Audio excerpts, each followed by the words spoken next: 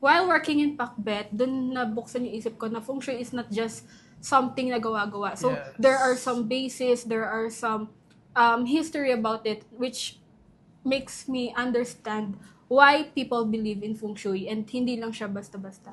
Hi everyone, I'm Jade. Hi, I'm Roque. Ang unforgettable experience ko is yung nakita ko kung kaano ka-supportive yung mga customer namin during extravaganza. So, nung time na yon, I was working in registration. So, Yes. maaga pa lang, nakikita na namin kung gaano sila nag-e-effort just to make sure na masusulit nila yung event.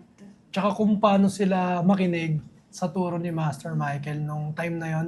Kaya ang dami din po talagang pumunta nung time na yon. My favorite part of the event is during that time, nag-a-assist din kami about products. Ang maganda doon is we are building connection with other customers. They are sharing their experiences. They are asking for help sa mga kailangan nila or what items will be good for them. Ang favorite part ko po doon is kung paano sila makipag-communicate sa amin. Like, ito yung para sa akin, ganun yung para sa akin. Ito po yung sinabi sa akin ni Master Michael. One thing din is pumasok ako in Pakbet nang walang masyadong alam about feng shui. So, when we say feng shui kasi at some point merong nakadikit na word sa kanya na parang fake.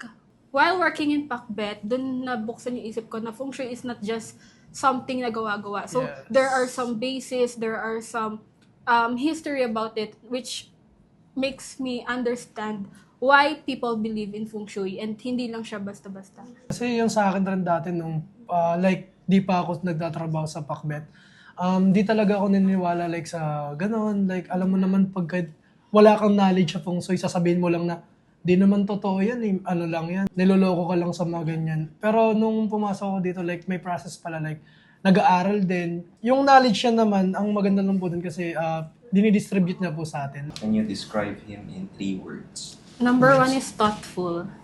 Unique. Last po is passionate because nakikita naman po namin how passionate he is sa work or sa ginagawa niya ngayon. So, lagi niya make sure na all of his clients and customers and as well as kaming mga staff niya is nakukuha in the best for us. Join us in our 2026 Extravaganza Year of the Fire Horse.